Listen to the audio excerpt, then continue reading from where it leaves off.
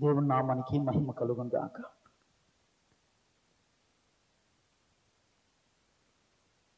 గమనించాలి,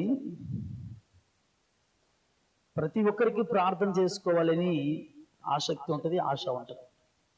కానీ ప్రార్థన చేసుకోలేకపోతుంటాం.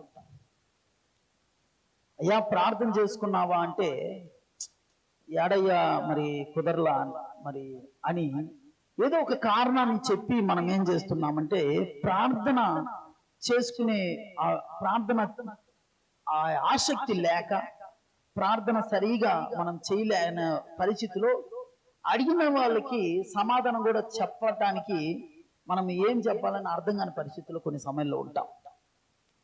అయితే గమనించాలి, ప్రార్థన చేసుకోవాలని అయితే ఆశ అయితే ఉంటుంది, కానీ ఇది ప్రార్థనలో మరి నిలవలేకపోతాం. ప్రార్థన అయితే మరి ప్రార్థన చేసుకోవాలని మోకాలు ఇస్తాం, కాసేపటికంతా మనం లేచేస్తాం. అసలు కారణాలు ఏంది? ఎందుకు మరి మనం ప్రార్థన చేసుకోవాలని మనకు ఆశ ఉన్నా కానీ మనం ఎందుకు చేసుకోలేకపోతున్నాం అని చూస్తే కొన్ని కారణాలు బైబిల్లో రాయబడి ఉన్నాయి.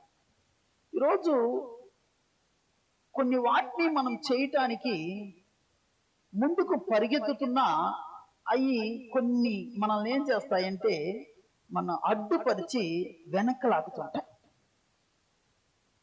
ఆత్మీయ జీవితంలో కూడా పరిగెత్తుతున్నప్పుడు శోధనలు, కష్టాలు, బాధలు, ఇబ్బందులు, నిందలు, అవమానాలు ఇవన్నీ ఏం చేస్తాయంటే పరిగెత్తుతున్న విశ్వాసంలో మనం పరిగెత్తనీయకుండా మనల్ని ఏం చేస్తాయంటే అవన్నీ అడ్డుకుంటుంటాయి.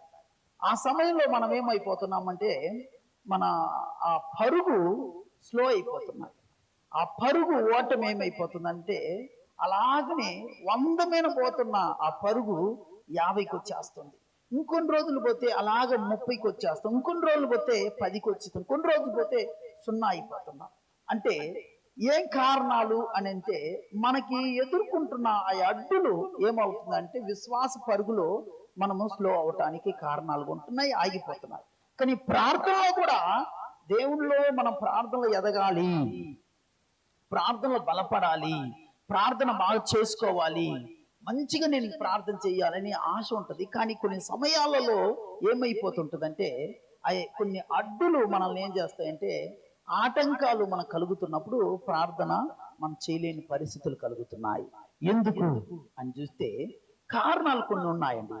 అది దాంట్లో మొదటి కారణము ఏంటంటే మొదటి కారణం మనం ప్రార్థన చేసుకోవాలని మోకాలు ఇస్తాం, మొదటి నెంబర్ 1. కానీ ఆ ప్రార్థనలో మనకి ఏక మనసు లేదు. ఎందుకు ప్రార్థన చేసుకోలేకపోతున్నాం? కారణం అంటే ఏక మనసు లేదు. మన ప్రార్థనలో ఎన్నో ఆలోచనలు, తలంపులు మన మైండ్లోకి, మన తలంపులోకి వస్తున్నాయి. కాబట్టి మనం మోకాలించిన శరీరము ఆలయంలో ఉన్న ప్రార్థన చేసుకోవటానికి మనం మోకాలించిన మన ఆలోచనలు, మన తలంపులంతా ఎక్కడెక్కడో తిరుగుతుంటాయి. అందువల్లనే మనం ప్రార్థనలో కొనసాగలేకపోతున్నాం. అందువల్లనే ప్రార్థనలో మనము ముందుకు ఇంకా ఒక 10 నిమిషాలు, 20 నిమిషాలు, 30 నిమిషాలు, 40 నిమిషాలని చేసుకోలేకనో ఉన్న పరిస్థితి ఏంది? కారణం అంటే మనం ప్రార్థన చేసుకోవాలా అనుకుని మోకాలించి ఆ ప్రార్థన రిక్వెస్ట్లు జ్ఞాపకం చేసుకునేది కూడా కొన్ని సమయాల్లో మనకు ఆలోచన రాకుండా ఎక్కడో ఉన్న తలంపులు, అంటే ఇక్కడ ఉన్నావు, ఇక్కడ ఉండదు, నీ తలంపులు ఎక్కడో ఉంటది. అంటే జరిగిన ఏదో కష్టము, లేదు ఏదో మరి పరిస్థితులు, ఇంట్లో పరిస్థితులు, లేకపోతే కుటుంబ పరిస్థితులు, లేకపోతే మరి ఇంట్లో వేరే ఏదైనా సమస్యలు, వీటి మీద మనకి ఏం చేస్తుంటాయంటే మన మైండ్ తిరుగుతూ ఉంటుంది. అప్పుడు తిరుగుతున్నప్పుడు మనము మోకాలించి ప్రార్థిస్తున్నామే, ఆ ప్రార్థన ఏమైపోతుందంటే మనం చేయాల్సిన ప్రార్థన అది చేయలేకపోతున్నాం. అందువలన ఏం చేస్తున్నాం? మనం లెగిసేస్తున్నాం. ఆ ప్రార్థన కొనసాగేది, ప్రార్థన చేయలేకపోతున్నాం. అందువలనే ఈరోజు మనము ఏమవుతుందంటే మన ప్రార్థన చేయలేని పరిస్థితి కలిగేది. ఎందుకంటే మనసు ఏక మనసు ప్రార్థన లేదు.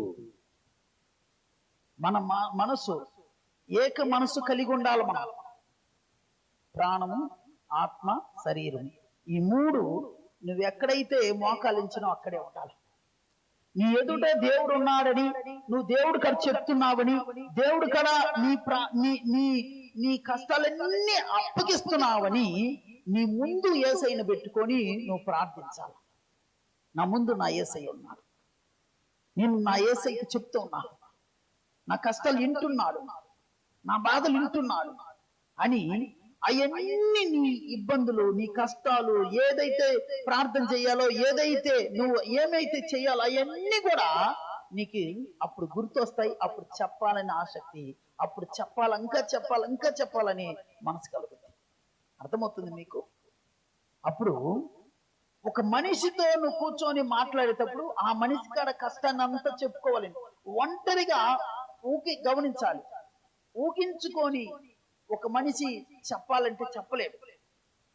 అదే పక్కన మనిషిని పెట్టుకొని ఆ మనిషితో అవన్నీ చెప్తూ, ఇదిగా ఇది నా కష్టం, ఇదయ్యా నా బాధ, ఇది నా సమస్య అని ఆ మనిషితో నువ్వు మాట్లాడుతూ ఉన్నప్పుడు ఇంకా చెప్పాలనిపిస్తుంది, ఇంకా చెప్పాలి. ఎందుకంటే నీతో ఉన్న ఆ మనిషి నీ అంటే నీ మాటలు వింటున్నాడు, ఆలకిస్తున్నాడు అనే నీకు నిరీక్షణ ఉంది. కాబట్టి నువ్వేం చేస్తున్నావంటే ఆ మాటలు ఆపకుండా నీ అన్ని చెప్తావు. ఎంతసేపు అవుద్ది అంటే టైం పోయేదే తెలియదు.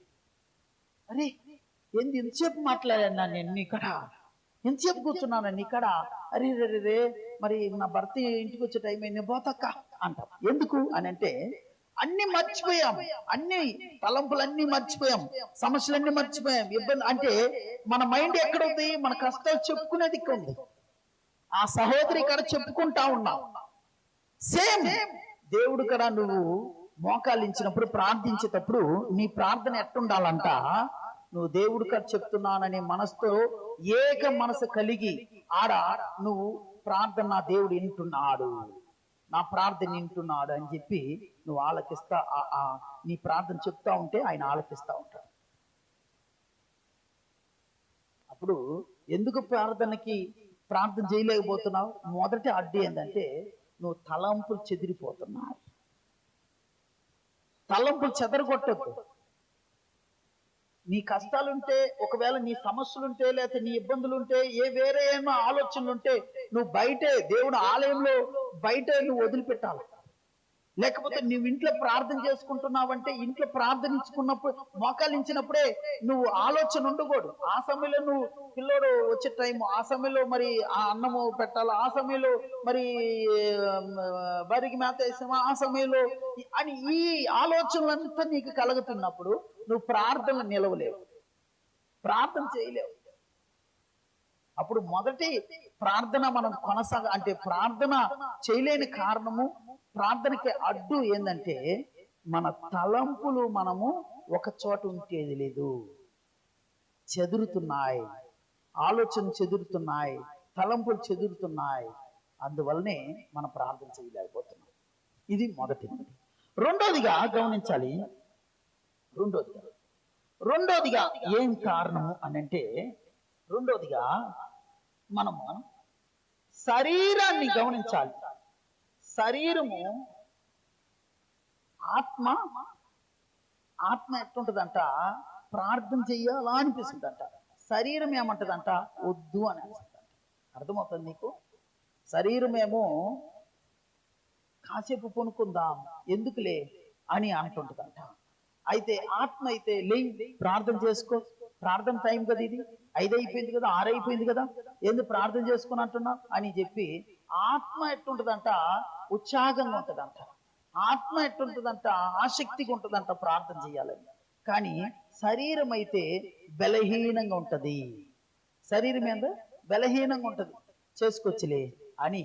ఈరోజు రెండోదిగా ప్రార్థన చేయలేని పరిస్థితి ఏంటంటే మన శరీరాన్ని మనము లోపరిచేది లేదు.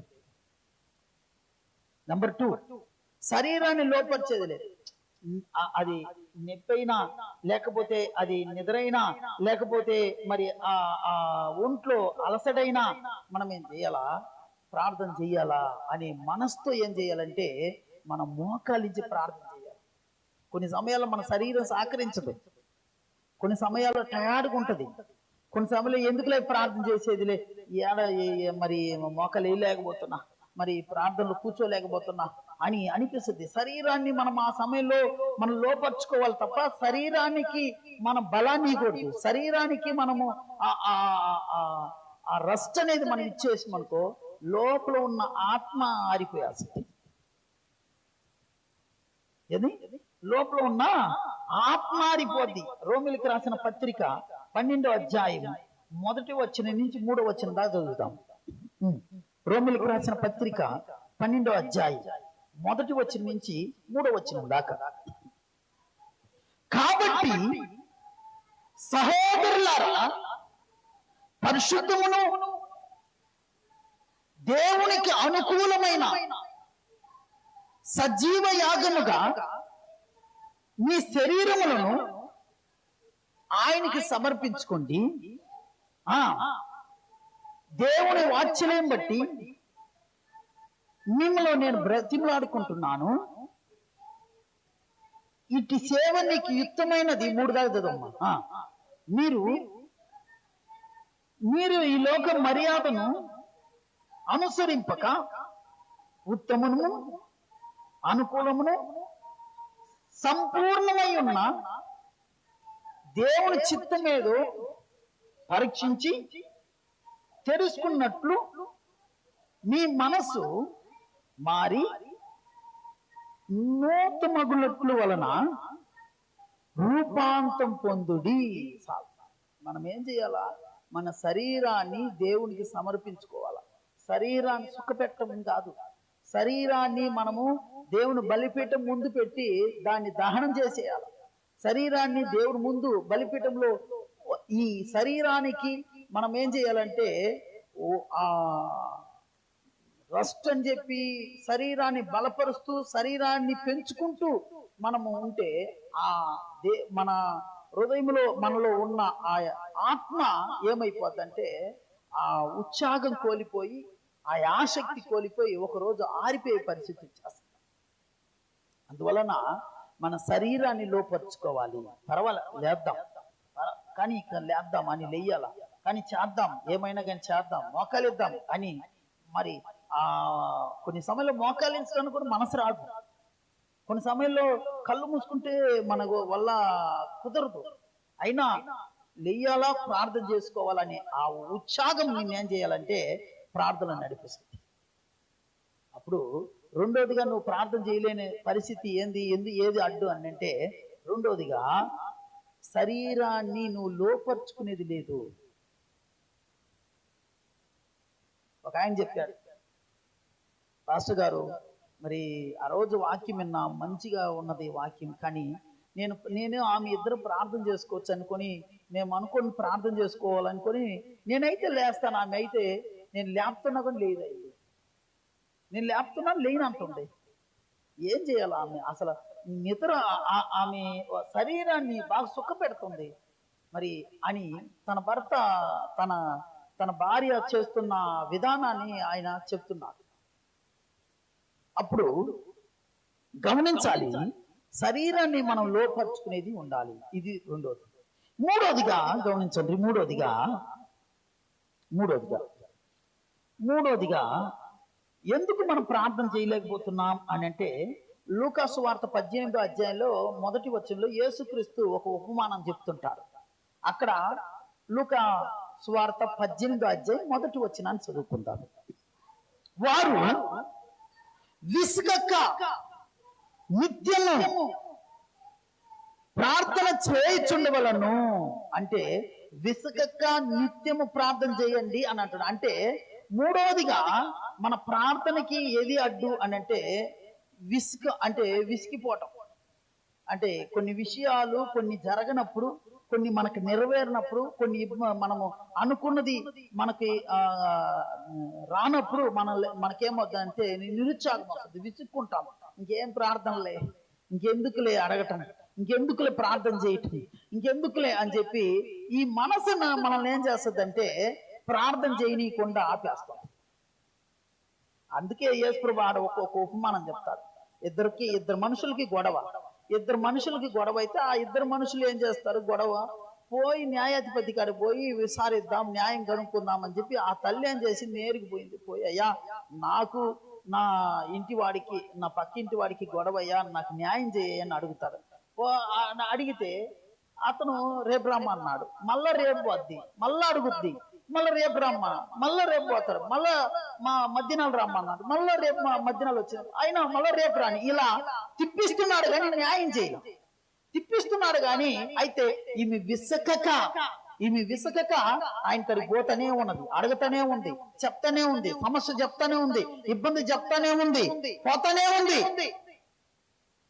అయితే చివరికి ఈయన న్యాయాధిపతి ఓపిక తట్టుకోలేక ఆయనే రే ఈమె ఏంది ఇంక ఈమె మనము ఆపలేము, ఈమె ఇంక చెప్తానే ఉంది, ఇంక ఏదో ఒక న్యాయం చేద్దాం, ఈమె వస్తేనే ఉంది అని చెప్పి తప్పుకోలేక ఏం చేశాడంటే ఆమెకి న్యాయం విచారించి న్యాయం చేశాడు.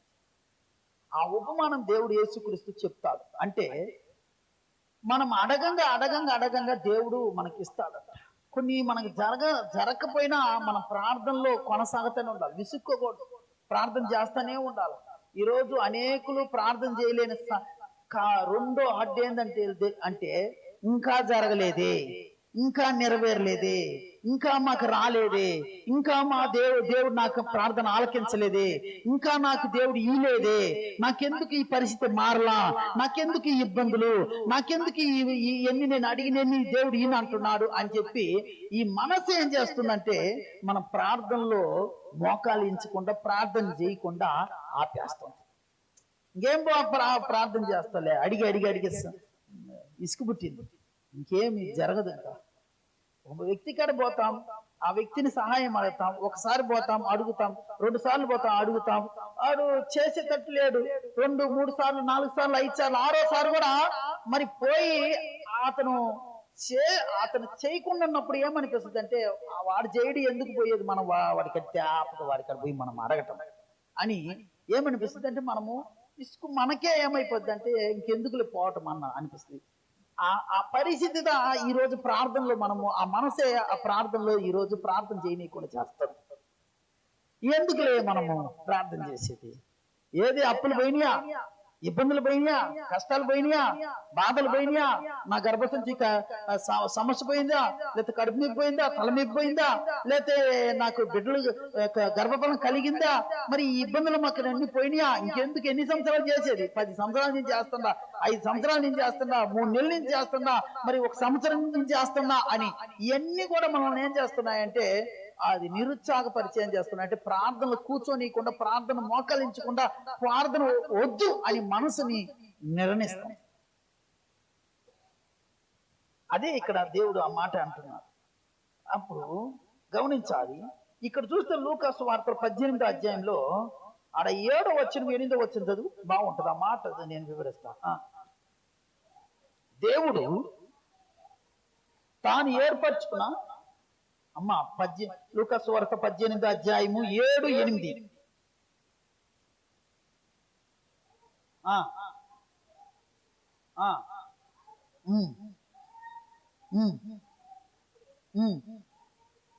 తనను గురించి మొదలుపెట్టుచుండగా వారికి న్యాయం తీర్చడా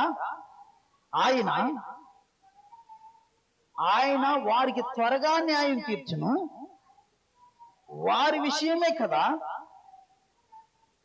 దీర్ఘశాంతం చూపుచున్నాడు. చాలు. అప్పుడు దేవుడు ఇక్కడ బాగా గమనించింది, మనం అడగంగా ప్రార్థనలో దేవుడు ఒక రోజు న్యాయం చేస్తాడు. కానీ ఈరోజు ఆ మనసు లేకనే ఏం చేస్తున్నామంటే మనము ప్రార్థన చేయలేకపోతున్నాం. మన ప్రార్థనకు అడ్డే ఏదంటే ఇదే, ఇసుక్కోవడం, జరగదులే, ఇంక నెరవేరదులే అనే మనసు కలిగి. ఇది 3వదిగా. 4వదిగా ఎందుకు ప్రార్థన చేయలేకపోతున్నాం? 4వ అడ్డు ఏంది అని అంటే, 4వ అడ్డు అని చూసినప్పుడు లూకాసు వార్త 22వ అధ్యాయంలో 46వ వచనం చూసినప్పుడు అక్కడ ఆయన ప్రార్థన చేసే వారి గురించి అక్కడ చెప్తూ ఆయన ఆ శిష్యుని గురించి మాట్లాడుతుంటాడు. చదువు లూకాసు. మీరెందుకు నిద్రించుతున్నారు ఏమంటున్నాడంటే మీరు ఎందుకయ్యా నిద్రిస్తున్నారు, లేచి ప్రార్థన చేయండి అని అంటున్నారు. అంటే మీరెందుకయ్యా ఇంకా నిద్రపోతున్నారు, మరి ప్రార్థన, లేచి ప్రార్థన చెయ్యయ్యా అని అక్కడ అంటున్నారు. అంటే నాలుగోదిగా గమనించాలి, మన ప్రార్థనకి ఏది అడ్డు అంటే మన నిద్ర. నిద్ర. ఈరోజు నిద్రకి ఇచ్చే ప్రాముఖ్యత ఈరోజు ప్రార్థనకి మనం ఉదయము 5 గంటలకు లేయాలా ప్రార్థన చేసుకోవాలంటే ఆ నిద్రను ఏం చేయాలంటే చంపేయాలి. ఆ నిద్రను ఏం చేయాలంటే మనము దాన్ని మన కంట్రోల్లో చేసుకొచ్చుకోవాలి. మనం ఏం చేస్తున్నామంటే నిద్ర, మధ్యాహ్నాల్లో నిద్రే, పగల్లో నిద్రే, రాత్రుల్లో నిద్రే, అన్ని సమయంలో ఖాళీ ఉన్నప్పుడు అంతా నిద్రే. కానీ ఖాళీ ఉన్నప్పుడు ప్రార్థన చేసుకోవాలా అని మనసే ఉండదు. ఖాళీగా ఉన్నప్పుడు ప్రార్థన చేసుకోవాలా అనే మనసు ఉండదు మనకి. నిద్రపోవాలని మనసే మనకు ఉండదు. అది కరెక్ట్ కాదండి. అసలు నిద్రని ఏం చేయాలంటే మనము వీలైనంత వరకు నిద్రని మనం చంపుకునేవారుగా ఉండాలి. ఈ శిష్యులు కూడా అదే చేశారు. శిష్యులు ప్రార్థన చేసుకోండి రయ్యా, మీరు శోధనలో ప్రవేశించకుండా ప్రార్థన చేసుకోండి, రాబోయేది మీ కష్టాలు, రాబోయేది మీకు ఇబ్బందులు, కాబట్టి మీరు ప్రార్థన చేసుకోండి అని చెప్పి దేవుడు అటు పోయి పక్కన పోయి ప్రార్థన చేసుకొని తిరిగి వస్తుంటే వీళ్ళు ఏం చేస్తున్నారు, నిద్రపోతున్నారు. అంటే వీళ్ళకి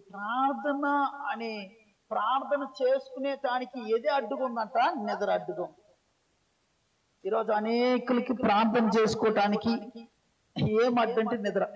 ఈ పాస్టర్ గారు మోకాలించి కళ్ళు మూసుకున్నాను, ఎటు పోయిందో నా ప్రాణం తెలియలేదయ్యా, అలాగే నేను నిద్రపోయేసిన.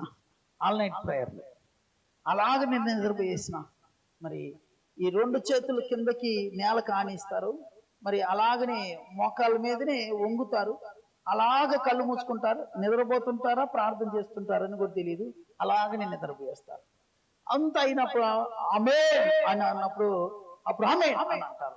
అంతదాకా వాళ్ళు ఏకీభవించారా లేకపోతే ప్రార్థన చేశారా అని అంటే ఏం లేదు, నిద్రలో ఏకీభవించారు. నిద్రలో ఉన్నది వాళ్ళ ఆత్మ ఏడున్నది, నిద్రలో అల్లాడుతున్నది, ఆత్మ. అప్పుడు ప్రార్థన అన్నప్పుడు మనకి ఏది అడ్డుకుంది అని అంటే నిద్ర. మధ్యాహ్నాలు కూడా నిద్రపోయే వాళ్ళు చాలా మంది ఉన్నాము. పోవచ్చు, మంచిది, కానీ ఆ సమయాన్ని ఏం ప్రార్థనకి ఇవ్వచ్చు కదా. ఆ సమయాన్ని ఉదయం కూడా 10 గంటలకి 11 గంటలకు కూడా మనం ఏం చేస్తాం, నిద్రపోతా ఉంటాం. మరి మధ్యాహ్నం 2-3 గంటలకు కూడా నిద్రపోతాం. ఒక్క గడి అయినా ప్రార్థనలు గలుపుదాం, ప్రార్థన చేసుకుందాం అంటే ఎప్పుడు మనమే ఒకసారి పరీక్షించుకొని చూద్దాం.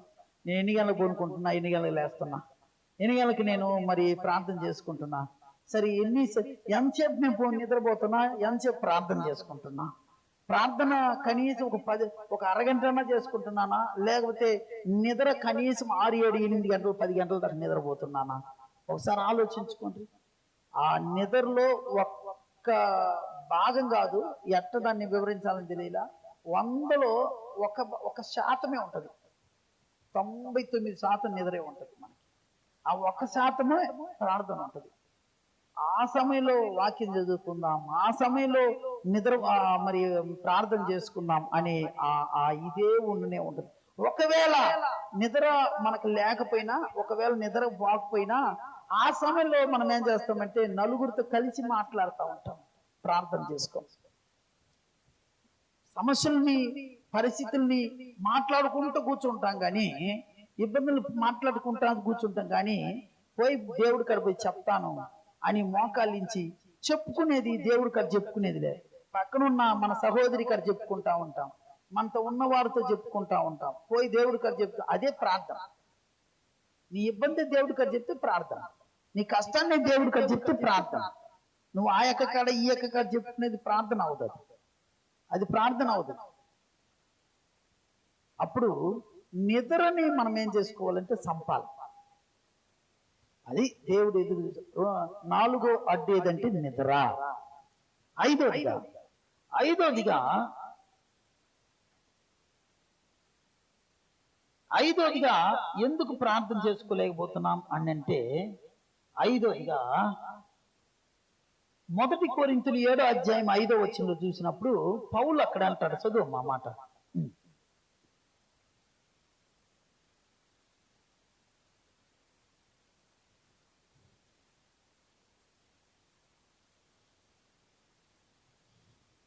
చదవాలి. 1 కొరింథీయులు 7:5. ప్రార్థన చేయుటకు మీకు సావాసం కలుగునట్లు కొంతకాలం వరకు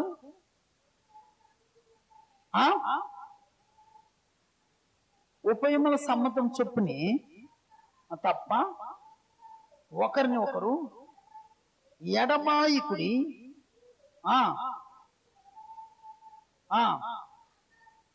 మనసు నిలవలేనిపోయినప్పుడు సాతాను మిమ్మల్ని శోధింపుకున్నట్లు తిరిగి కలుసుకున్నది. గమనించాలి. ఐదోది ఏందంట, సహవాసం.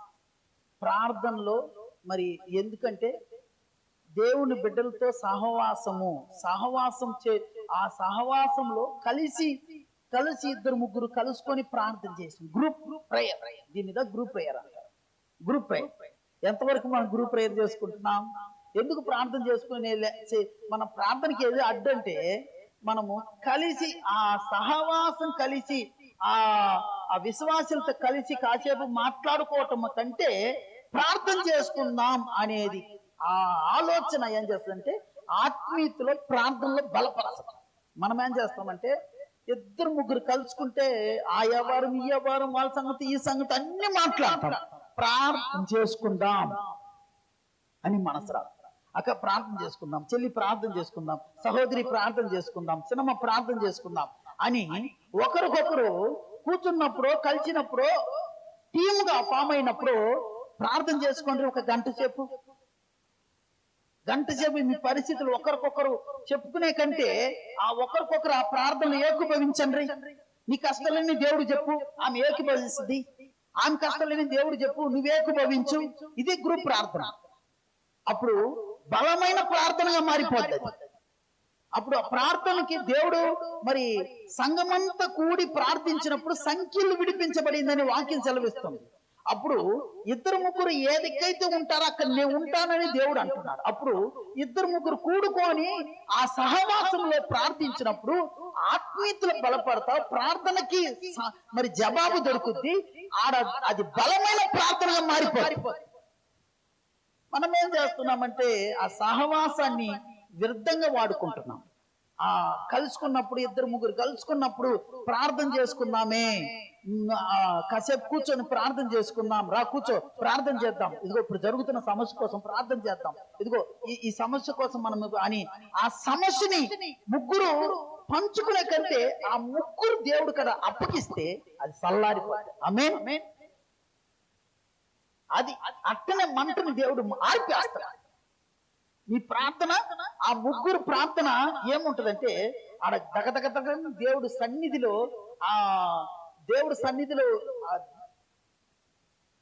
దహించే అగ్నిలాగా నీ ప్రార్థన దేవుడికి ఒక ధూపంగా మారిపోతుంది. అప్పుడు మీ సమస్యలంతా కూడా ఆ మంటలను కాలిపోవాలి, ఆర్పేస్తాడు దేవుడు. ఇంకేమిలే. అప్పుడు కలుసుకున్నప్పుడు ప్రార్థన చేసుకోండి. కలుసుకున్నప్పుడు మీ కష్టాన్ని చెప్పుకోండి దేవుడు కదా. నువ్వు చెప్పు, ఆమె ఏకీభవించు, ఆమె చెప్పు, నువ్వు ఏకీభవించు, ఏం చెప్పు ఏకీభవించు, ఇంకొక ఆమె చెప్పు ఏకీభవించు. దీని మీద గ్రూప్ ప్రేయర్ అంటారు, దీని మీద టీమ్ ప్రేయర్ అంటారు. దీన్ని మనము పాటిస్తే 100% దీంట్లో ఎక్కువ రిజల్ట్ ఉంటాయి. ముందు మనం జీవం కలిగిన దేవుని సంఘము మరి తమిళనాడులో ప్రారంభించినప్పుడు ఒక గ్రూప్ సెల్ కాగా ప్రారంభించింది. సంఘం కాదు, ఇద్దరితో ప్రారంభించాడు అయ్యగారు. ఇద్దరితో కూర్చొని ప్రార్థన చేసుకుంటున్నారు అంతే. ఒక ఇంట్లో ఇద్దరు పోయి ముగ్గురుగా మారింది అది. యేసుపాదం అయ్య గారు మన దేవసాయం అయ్య గారు ప్రార్థన చేసుకుంటున్నారు. వాళ్ళ ఇంకొకరు కలుసుకున్నారు. ఇట్లా కలుసుకొని ఏమైందంటే ఒక 5 6 మారిపోయింది. ఆరుగురుగా మారిపోయిన తర్వాత వాళ్ళు ఏం చేశారంటే వాళ్ళనే ఏం చేశారంటే ఒకరికొకరు వాక్యం చెప్పుకుంటూ పాటలు పాడుకుంటూ దేవుని మహిమపరుచుకుంటూ ఒక చిన్న గ్రూప్ సెల్ మార్గా అది ప్రారంభించబడి ఈరోజు మందిరం దాదాపు ఈరోజు 15 మందిరాలుగా దేవుడు ఈరోజు మార్చాడు. ఈరోజు మందిరం ఇంచుమించు కనీసము 2000 మంది మన జనవరి క్రిస్మస్ రోజుకి కూడుకుంటారు. అంత సంఘస్థులు ఆడు కూడుకునే పరిస్థితి దేవుడు ఏర్పరిచింది. ఇద్దరితో ప్రారంభించిన గ్రూప్ ప్రేయర్, ఏది సహవాసంతో ప్రారంభం. అది ఇక్కడ పౌలు అంటున్నారు, మీరు ఒకరికొకరు సహవాసం ప్రార్థన చేసుకునే సహవాసం వదిలిపెట్టద్దండ్రి. సాతానుడు ఏం చేస్తాడంటే గలిబిలి చేస్తాడు, మిమ్మల్ని ఇబ్బంది పెడతాడు అని ఇక్కడ కొరింథీయులు 7:5లో ఆ మాట మాట్లాడుతున్నాం. మరొకసారి చదివేసి ఇంకొక విషయానికి వెళ్దాం. ప్రార్థన చేయుటకు మీకు సావాసం కలుగునట్లు కొంతకాలం వరకు ఉభయ సమితి చెప్పుని తప్ప ఒకరిని ఒకరు ఎడబావద్దండ్రి. మీరు మనసు నిలపలేకపోయినప్పుడు సాతాను మిమ్మును శోధించుకున్నట్లు తిరిగి కలుసుకోండి అని అంటున్నారు. అప్పుడు మనకి సహవాసము అనే దాంట్లో ప్రార్థన మనము ఆ గ్రూప్ ప్రార్థన ఖచ్చితంగా ఉండాలి. అది ఇక్కడ ఆయన అది ఉంటే ఖచ్చితంగా ఆత్మీయతలు బలపడతారు. ఇది 5వదిగా. 6వదిగా ఏంది అని అంటే అదే విషయంలోనే ఇంకొకటి ఏంటంటే 6వదిగా బాధ్యతల వలన ఈరోజు ప్రార్థన చేయలేకపోతున్నాం. అర్థమవుతుందా?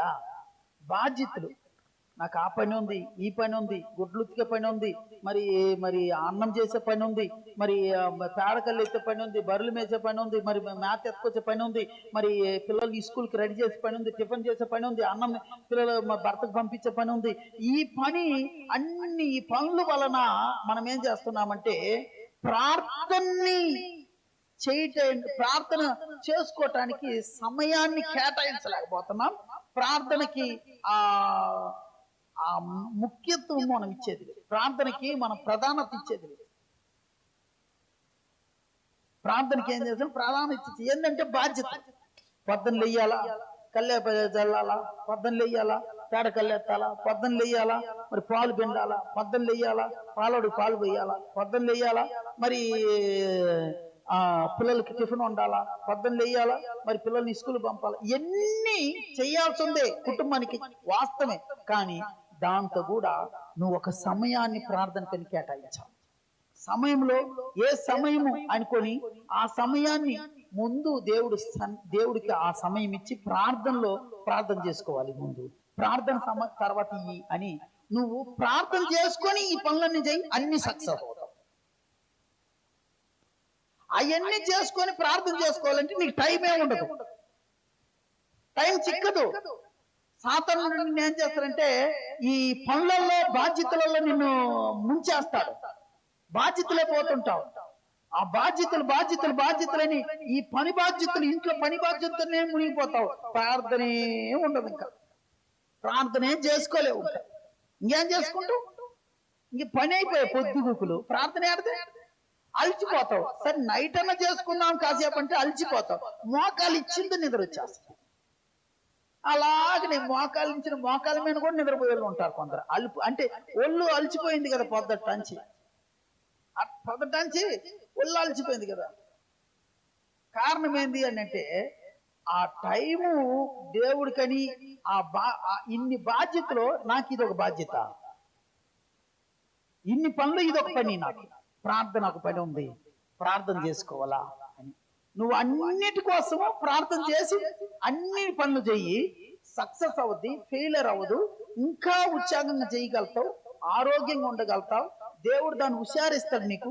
దేవుడు దానికి కావాల్సిన బలం ఇస్తాడు, ఆ పనులు చేసే తెలివిస్తాడు, జ్ఞానం ఇస్తాడు. నువ్వు చేసుకోవటానికి ఓపిక నీకు దేవుడు ఇస్తాడు. అట్ట కాకుండా ఆ బాధ్యతల మీద మనం పోయి ప్రార్థన వదిలేసి బాధ్యతల మీద ఉండి ఆ ప్రార్థన చేసే సమయమే లేదు. పాస్ అన్నా, నాకు పాస్ అయ్యా, నాకు లేదా, ఏం చేయాలా? పని పొద్దున్న లేచి మీకు తెలుసు కదా మన ఇంట్లో పరిస్థితి, మీరు చూసుంటారు కదా. పొద్దున్న లేచి పాలు తీయటము, గడ్డి తేవటం, మేత తేవటము, ఇది చేయటం అది చేయటం అని అన్ని చెప్తారు. ఆడ పాస్టర్ కూడా మాట్లాడటానికి చోటు లేకుండా ఉంటుంది. ఏం మాట్లాడతారు?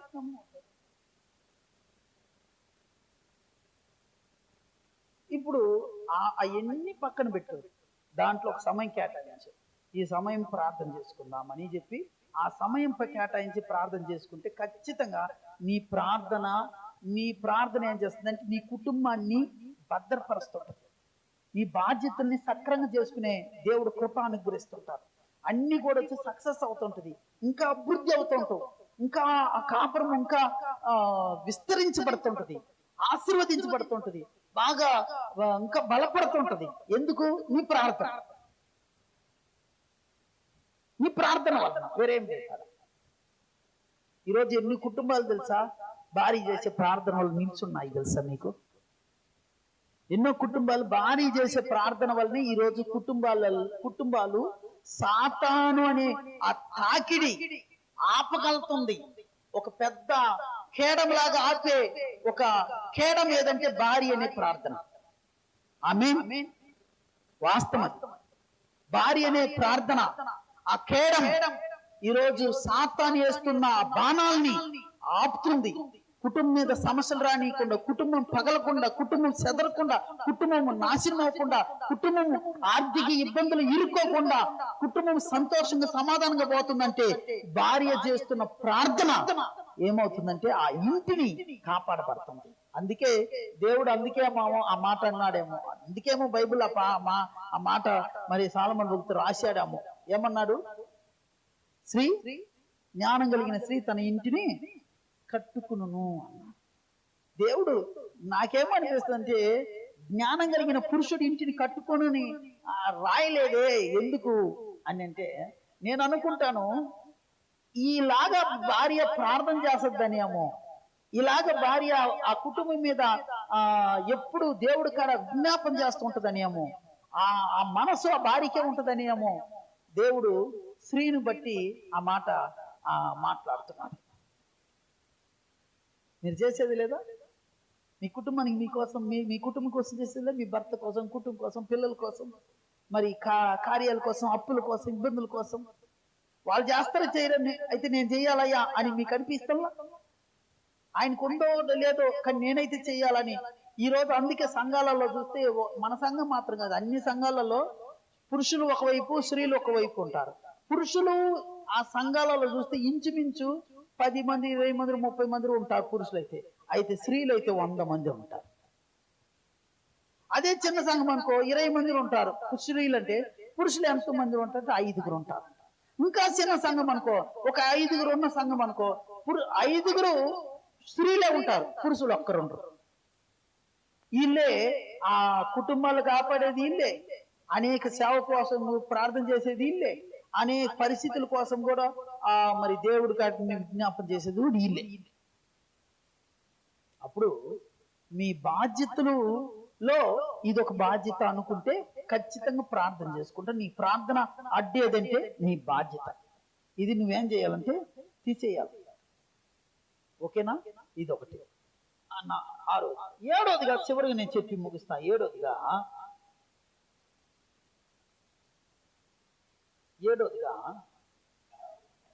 లూకాసు వార్త 5వ అధ్యాయము 33వ వచనం చదువమ్మా.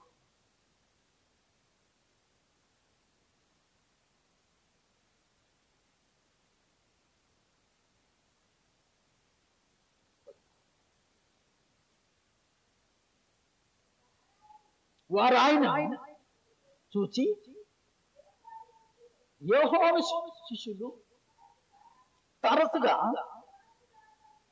ఉపవాస ప్రార్థన చేయుదురు, అలాగే తరచుగా యోహాను శిష్యులు ఉపవాస ప్రార్థన చేయుదురు అంటే యోహాను బాప్తిస్మ ఇస్తున్న యోహాను ఏం చేశాడంటే ఈయన ఈ శిష్యులకి తరచుగా ప్రార్థన చేసేది నేర్పించాడంట. అంటే దాని అర్థం ఏంటంటే 7వదిగా వీళ్ళు ప్రార్థనలు ఎదగటానికి, ప్రార్థనలో తరచుగా వాళ్ళు కంటిన్యూగా ప్రార్థనలో ఎడతెగక వీళ్ళు ఉండటానికి కారణం ఏంటంటే యోహోను ఎప్పుడు వచ్చి వాళ్ళని ఆత్మీయతలో ఎప్పుడు బాగా మండుతున్న దీపాలుగా పెట్టుకున్నాం.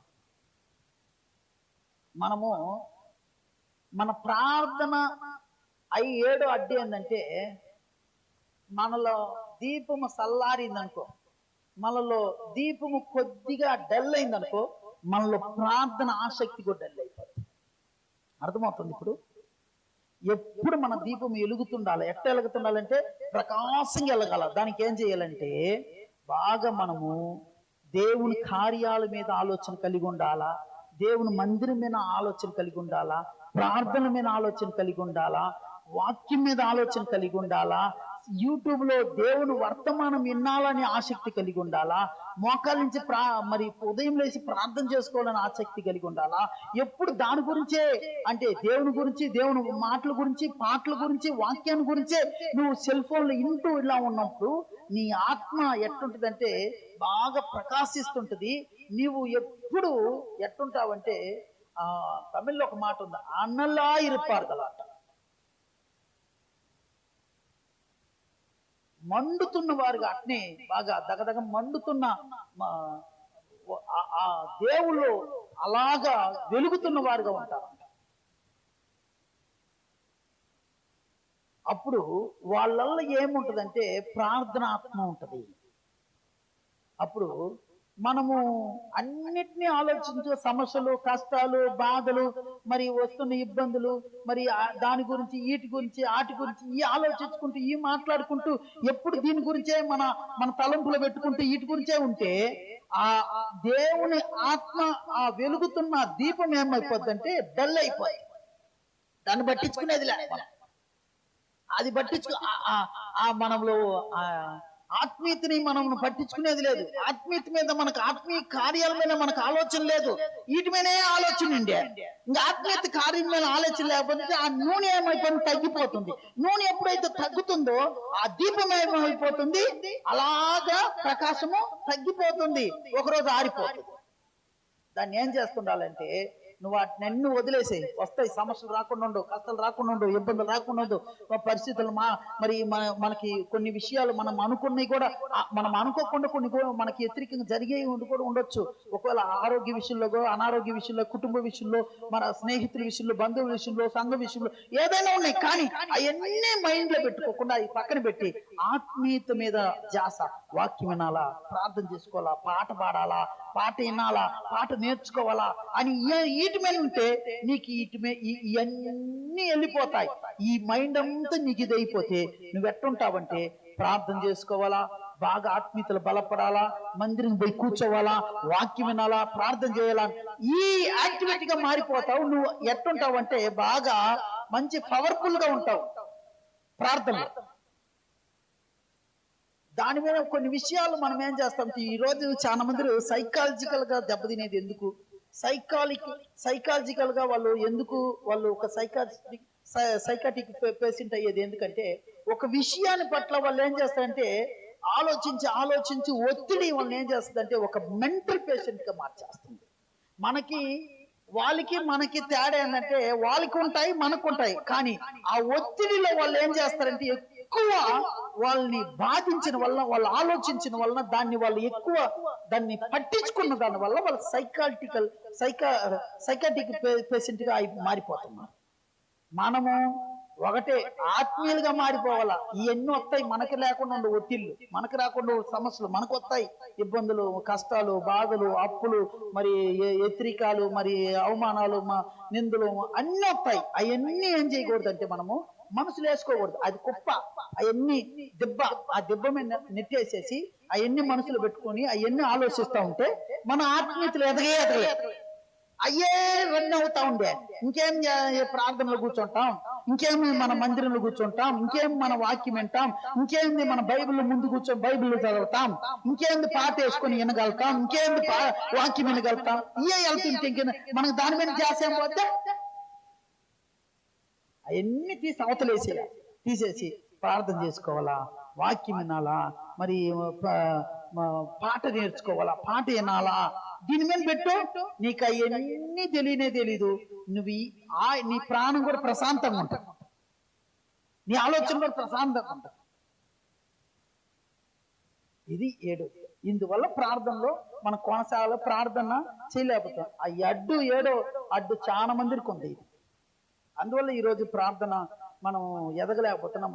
అది మనలో ఉన్న ఆ ఆత్మ ఆరిపోతుంది, మనలో ఉన్న ఆత్మ ప్రకాశించేది లేదు. అవన్నీ వేసుకొని నెత్తిని పెట్టుకుంటే అట్నే ఉంటాను. తలకేసుకోవద్దు అంటాడు మా కొడుకు, పెద్ద కొడుకు. ఎత్తితే ఏదన్నా రేపు ఎట్టగట్టాలని తెలియలేరా అని అన్నప్పుడు నాకు అక్కడ ఫోన్ చేస్తున్నప్పుడు నేను ఏడో ఆలోచిస్తూ ఉంటా. వాడికి సమాధానం చెప్పను. ఇంకా అప్పుడు కట్ చేసి మళ్ళీ ఫోన్ చేస్తాడు. నేను మాట్లాడుతుంటే నువ్వు ఏడ ఆలోచిస్తున్నావు డాడీ, తలకేసుకోవద్దు అంటారు. అంటే దాని అర్థం ఏంటంటే నువ్వు అవన్నీ మైండ్లో పెట్టుకోవద్దు, అవన్నీ మైండ్లో పెట్టుకోవద్దు, తీసేయి. అవి ప్రశాంతంగా ఉండు, జరుగుతాయి. మరి దేవుడు ఎట్ట చేయాలో అట్లా చేస్తాను, నువ్వు అవన్నీ మైండ్లో పెట్టుకోద్దు అంటాడు. ఒక కుటుంబ పరిస్థితి అయినా ఏదైనా కానీ చెప్తున్నా. అప్పుడు మనం ఏమవుతాం, డిస్టర్బెన్స్ అవుతాం. అప్పుడు ప్రార్థన మీద ఆసక్తి ఉండదు, ఎదగలేము. మనలో ఉన్న దీపముకి మనము నూనె అది తగ్గుతున్నప్పుడు ఆటోమేటిక్ అది ఆరిపోయే పరిస్థితి. కాబట్టి అవన్నీ పక్కన పెట్టేసి దేవుళ్ళు ఎదగాల అనే మనసు మనకు వస్తే ఖచ్చితంగా ప్రార్థన జీవితము బెస్ట్ అయిన ప్రార్థన జీవితంగా ఉంటుంది మనకి. హల్లెలూయా. ప్రార్థన చేసుకుందాం, అందరూ ప్రార్థన చేసుకుందాం. ప్రియమైన సహోదరి సహోదరుడా, అందరూ మోకాలించి విన్న ఈ వాక్య ప్రకారం మనం అందరూ కలిసి ప్రార్థన చేసుకుందాం. తండ్రి నీకు వందనాలు, స్తోత్రాలు ప్రభు అని చెప్పి అందరం దేవుని స్తుతిస్తూ, అందరం దేవుని మహిమపరుస్తూ ప్రార్థన చేసుకుందాం. దేవుడు మనకు తోడయ్యును గాక, దేవుడు మనల్ని బలపరచును గాక. ప్రార్థన చేసుకుందాం. ప్రియమైన సహోదరి సహోదరుడా, ప్రార్థన చేసుకుని మోకాలించి వందనాలు చెప్పు, దేవుడికి వందనాలు చెప్పు. మాట్లాడిన దానికి దేవుడికి వందనాలు చెప్పు, దేవుడికి వందనాలు చెప్పు.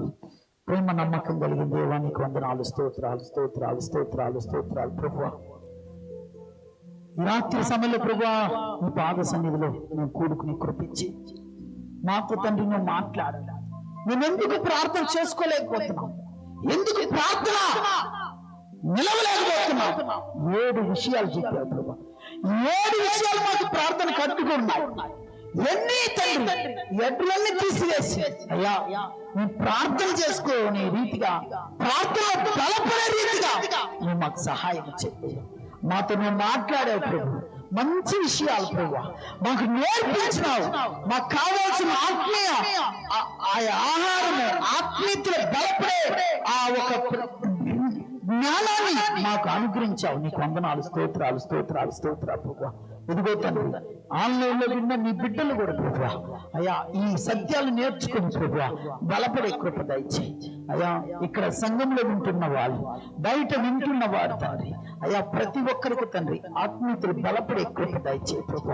అవును తండ్రి, ప్రార్థనకి ప్రభు ఏ అడ్డులు ప్రభు, మేము ప్రార్థనలో కొనసాగలేకపోతున్నాం, ప్రార్థన సమయము అనేది కేటాయించుకోలేకపోతున్నాం, మరి బాధ్యతలతో మునిగిపోతున్నాం, నిద్రపోతున్నాం, మరి ప్రార్థన చేసుకునే ఆసక్తి లేకుండా పోతుంది.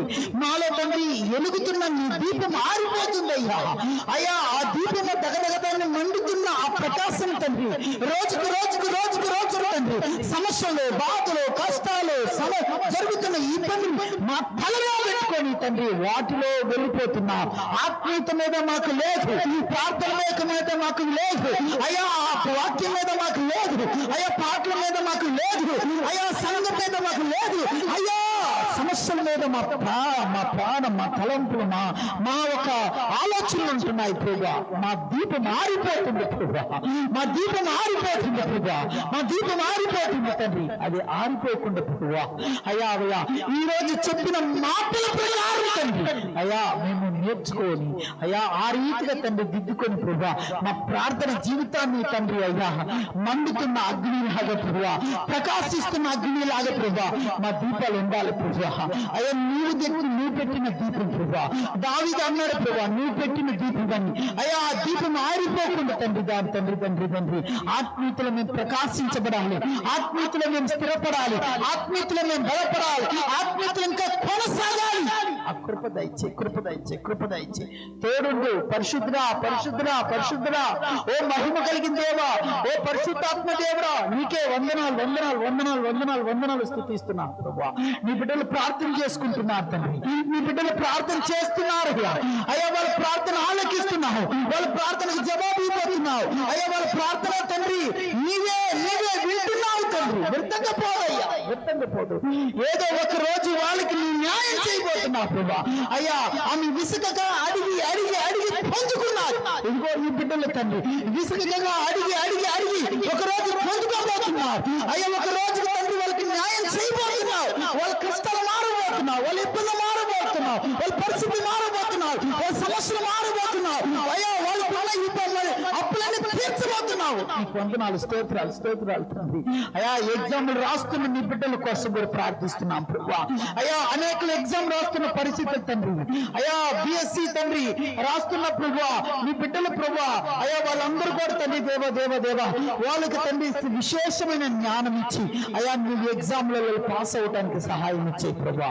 అయ్యా నువ్వే ఆ బిడ్డలకి విశేషమైన జ్ఞానం ఇయ్యా, నువ్వు దయచేయి ప్రభా. నువ్వు కృప చూపించి తోడుండు ప్రభా. ఇదిగో తండ్రి ఇంకా నీ బిడ్డల ప్రార్థనలో బలపడే కృప, ప్రార్థనలో తండ్రి వర్ధిల్లే కృప, ప్రార్థన తండ్రి ఆత్మ తండ్రి వాళ్ళలో తండ్రి ప్రార్థన ఆత్మ తండ్రి ఎప్పుడు వాళ్ళలో ఉండే రీతిలో నువ్వు సహాయం చేయమని ప్రార్థిస్తున్నాను అయ్యా. వచ్చిన బిడ్డల కోసం వందనాలు ప్రభా. అయ్యా రాలేకుంటున్నా అయ్యా ఆ బిడ్డలను నువ్వు జ్ఞాపకం చేసుకుని ఆరోగ్యపరచు, ఆ బిడ్డలు తండ్రి బలపరచు, ఆత్మీయులో దీపంలో ఆరిపోతుంది తండ్రి ఇంకా వర్ధిల్లటానికి సహాయం చేయి ప్రభా. నువ్వు తోడుండు తండ్రి అయా సంఘాన్ని బలపరచు. ఇంకా ఆ సంఘంలో వస్తే తండ్రి దేవ ఆత్మీయతలు ఎదిగించే ప్రభా. నువ్వు కృప చూపించు, నడిపించయ్యా అయా. సాతాన్ని లయపరచు, సిగ్గుపరచు తండ్రి. తోడుండయ్యా. ఇదిగో తండ్రి నీ బిడ్డలే తండ్రి ప్రార్థిస్తున్న ప్రతి మాట నువ్వు ఆలకిస్తున్న విధానం బట్టి వందనాలు, నువ్వు చేస్తున్న విధానం బట్టి నీకు వందనాలు, నువ్వు ఇస్తున్న విధానం బట్టి నీకు వందనాలు, నెరవేరుస్తున్న విధానం బట్టి నీకు వందనాలు అయ్యా. వాళ్ళ అప్పులు తీరుస్తున్న దాన్ని బట్టి నీకు వందనాలు, వాళ్ళ వ్యాధులు బాగు చేయబోతున్నావు నీకు వందనాలు ప్రభా. నీకే స్తోత్రాలు స్తుతిస్తున్నాను. ఓ స్తుతులకు పాత్రుడా, స్తుతుల మధ్య నివాసించే దేవా, ఓ మహిమ కలిగిన దేవా, మహోన్నతుడా, కృప కలిగిన దేవా, ఓ పరిశుద్ధాత్మ దేవుడా, నీకే వందనాలు అయ్యో. నీకే వందనాలు అయ్యా. స్తుతి ఘనత మహిమ యేసు క్రీస్తు నామములో అడిగి వేడుకుంటున్నాను తండ్రి. ఆమేన్. అందరూ లేచి నిలబడతాం.